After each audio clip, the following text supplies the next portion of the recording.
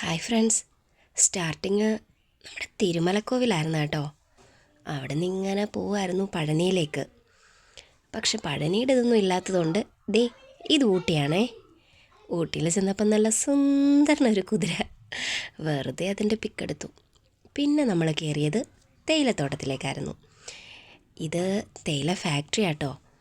ഈ പച്ച ഇല വെട്ടി അതിങ്ങനെ ഈ ഒരു മെഷീനിലിട്ടിട്ട് അതെങ്ങനെയൊക്കെയോ ഉണക്കി അത് ആ മേളിൽ കാണുന്ന ലൈറ്റൊക്കെ ഇല്ലേ, അതിത് ഉണക്കാൻ ഉപയോഗിക്കുന്നതാണെന്ന് തോന്നുന്നു. അതിങ്ങനെ ഉണക്കി ഈ കാണുന്ന മെഷീനിലൂടെ ഇങ്ങനെ ഇല ഇങ്ങനെ പോയിട്ട് അതിങ്ങനെ വാടി വാടി വരുന്നത് കാണാൻ കഴിയും കേട്ടോ. സത്യം പറഞ്ഞാൽ എനിക്കിതൊക്കെ ഒരു അത്ഭുതം തന്നെയായിരുന്നു. എൻ്റെ ജീവിതത്തിൽ ഫസ്റ്റ് ടൈമാണേ ഞാൻ ഊട്ടിയിൽ പോകുന്നത്. നല്ല ക്ലൈമറ്റായിരുന്നു. പിന്നെ ഈ വീഡിയോ എടുപ്പ് എനിക്കത്ര വശമുള്ള കാര്യമല്ല. അതുകൊണ്ട് തന്നെ നിങ്ങൾക്ക് എത്രത്തോളം ക്ലിയർ ആയിട്ട് മനസ്സിലാവും എന്നുള്ളത് എനിക്കറിയില്ല. എനിക്ക് ഈ ഫോണിങ്ങനെ കയ്യിൽ പിടിച്ചിട്ട് വീഡിയോ എടുത്തുകൊണ്ട് നടക്കുന്നതും അതുപോലെ തന്നെ എല്ലാത്തിൻ്റെയും ഫോട്ടോ എടുക്കുന്നതുമൊക്കെ അത്ര ഇഷ്ടമുള്ള കാര്യമൊന്നുമല്ല. എനിക്കെന്തോ അതിനോടൊരു ഇഷ്ടക്കേടാണ്. കണ്ടോ, ഈ തേയിലയുടെ ഇല ഇങ്ങനെ ഇതിലിങ്ങനെ പോവും കേട്ടോ. ആ കാണുന്ന മെഷീനിൽ അതിങ്ങനെ പോയിട്ട് ഒരു ഉരുണ്ടൊരു സാധനം കാണാവേ. ഇതിൻ്റെയൊക്കെ പേരെന്താണെന്നൊക്കെ ചോദിച്ചാൽ എനിക്കറിയില്ല. ഒരു ചേട്ടൻ അവിടെ നിന്ന് അതിനകത്തോട്ട് തൂത്തൊക്കെ ഇടുന്നുണ്ട് ഈ ഇലയെ. അത് ഇങ്ങനെ ആക്കിയിട്ട് അത് ഞുറുക്കുവാണെന്ന് തോന്നുന്നു അല്ലേ. ഈ വീഡിയോ എടുക്കുന്നുണ്ട്, ശരിക്കും എനിക്ക് ശ്രദ്ധിക്കാൻ പോലും പറ്റിയില്ല എന്നുള്ളതാണ്. അതെന്നിട്ട് ഇതിനകത്തൂടി ഇങ്ങനെ നീണ്ടു പോകുന്നുണ്ടല്ലോ. അതെന്തൊക്കെയോ മെഷീൻസാണ്. ഇതെന്താ ഏതാന്നൊക്കെ ചോദിച്ചു കഴിഞ്ഞാൽ എൻ്റെ പൊന്നോ എന്നോട് ചോദിക്കല്ലേ, എനിക്കറിയില്ല കേട്ടോ. പിന്നെ അതിങ്ങനെ പരന്ന് വരുന്നതൊക്കെ കാണാനൊരു രസമുണ്ടേ. ഇപ്പോഴും അതിൻ്റെ കളറ് പച്ച തന്നെയാണ്. നോക്കിക്കേ, അതിങ്ങനെ പച്ച കളറ് തന്നെയാണ് വരുന്നത്. അതിങ്ങനെ പോയിട്ട് ഈ കുഴലിനുള്ളിൽ കയറും കേട്ടോ. അത് കഴിയുമ്പോഴാണ് സംഭവം കറക്കുന്നത്. അത് ഞാൻ കണ്ടായിരുന്നു. ഇതിൽ പീരങ്കി കണക്കൊരു സംഭവം അതിലിങ്ങനെ കയറിയിട്ടാണ് ഇതെന്തായാലും കറക്കുന്നത്. ഇപ്പോൾ കണ്ടോ, കുറച്ചിങ്ങനെ കറുത്ത് കഴിഞ്ഞു. പിന്നെ അതിങ്ങനെ കറക്കിയതേ കണ്ടോ, തരിതരിയായിട്ടിങ്ങ് വന്നു. അതുവരെ അത് പച്ച കളറായിരുന്നു. ഇനി ആ സംഭവം ഇതിങ്ങനെ അരിച്ചരിച്ചത് ആ സൈഡിലെ ചാക്കിൽ ഇങ്ങനെ വീഴുന്നുണ്ടോ തേയിലേ, അതിങ്ങനെ ചാക്കിലോട്ട് അരിച്ചരിച്ച് വീഴുന്നുണ്ട്. പിന്നെ ഇത് ഡയറക്റ്റ് പോകുന്നതേ ഒരു കുഴൽ വഴി ഇതിൻ്റെ മുകളിൽ ആ ഡിഷിൽ ഇങ്ങനെ വീണുകൊണ്ടേ ഇരിക്കുക.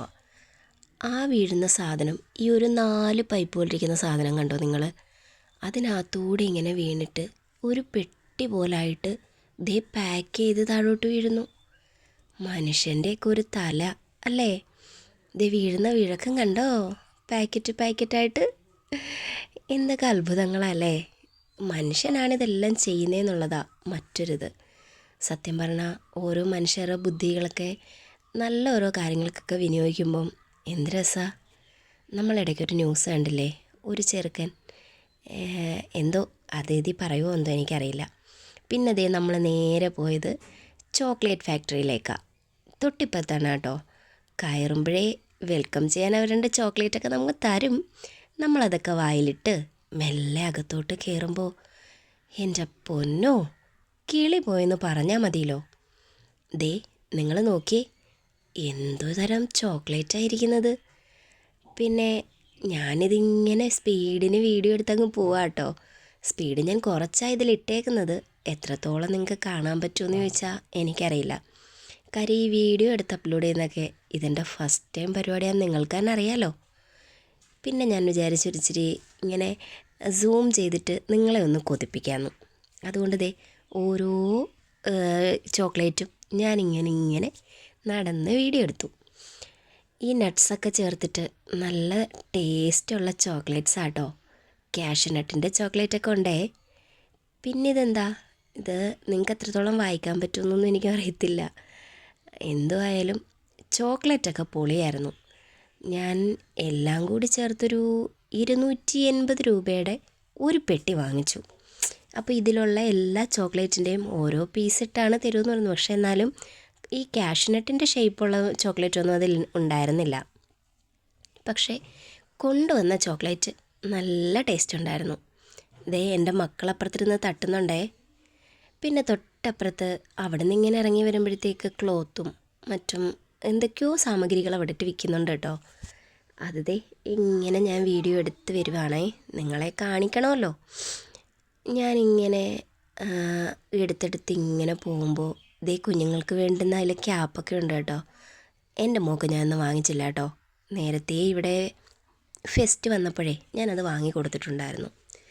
പിന്നെ പൊക്കി പറയാമെന്നൊന്നും പറയില്ല, ഊട്ടിയിൽ നല്ല ഒന്നാന്തരം വിലയാട്ടോ ഇതിനൊക്കെ. കാണാൻ മാത്രമേ ഭംഗിയുള്ളൂ. വില കേട്ടാലേ അവിടുന്ന് ഓട്ടം തുടങ്ങിയ എൻ്റെ നാട്ടിൽ വന്നേ നിർത്തത്തുള്ളൂ. അമ്മാതിരിയായിരുന്നു വിലയൊക്കെ. പിന്നെ ഇവിടെ ദേ തേയിലയൊക്കെ വിൽക്കാൻ കിട്ടും കേട്ടോ, നമുക്ക് വാങ്ങാൻ വേണമെങ്കിൽ. ഞാൻ പക്ഷേ അവിടുന്ന് തേയിലയൊന്നും വാങ്ങിയില്ല. അതെന്താണെന്ന് ചോദിച്ചാൽ എൻ്റെ വീട്ടിലാരും അങ്ങനെ ചായ കുടിക്കാറില്ല. പിന്നെ അണ്ണന് വല്ലപ്പോഴും ഒരു ചായ, ഞാനോ മക്കളോ ഒന്നും. എനിക്ക് പിന്നെ കടും ചായയും വേണ്ട, ചായയും വേണ്ട, കോഫിയും വേണ്ട, ഒന്നും വേണ്ട.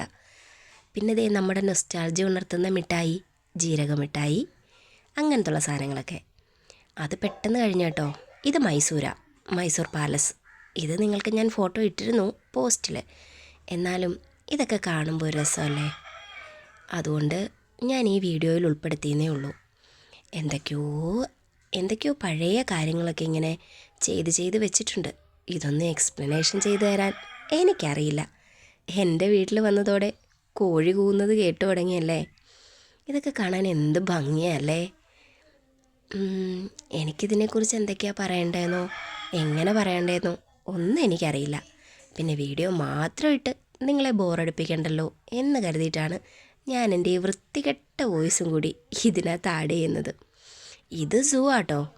സൂ എന്ന് പറഞ്ഞാൽ പോരാ, എൻ്റെ പൊന്നോ, 4 കിലോമീറ്റർ നടന്നതിൻ്റെ മുഷിച്ചിലൊന്നുമില്ലാതെ ദേ ഇങ്ങനെ ഓരോന്നിനെ കണ്ട് പോവായിരുന്നു. ഇതിൻ്റെയൊക്കെ പേര് ചോദിച്ചാൽ എനിക്കറിയില്ല കേട്ടോ, തത്തമ്മയെ മാത്രം അറിയാം.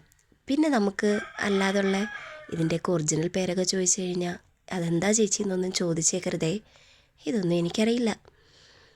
പിന്നെ കണ്ടു അതിൻ്റെ വെള്ളത്തത്ത, അങ്ങനെയൊക്കെ പറയാനെന്നേ അറിയാം. പച്ചത്തത്ത, വെള്ളമയിൽ, ഇതിൻ്റെയൊക്കെ വേറെ പേരൊക്കെ എന്താണെന്ന് ചോദിച്ചാലേ എൻ്റെ പൊന്നെ കിളി പറക്കും. പിന്നെ ഇത് നമ്മുടെ കാട്ടുപോത്ത്, പിന്നെ സീബ്ര, പിന്നെയോ ഇത് നമ്മുടെ ഗോറില്ല.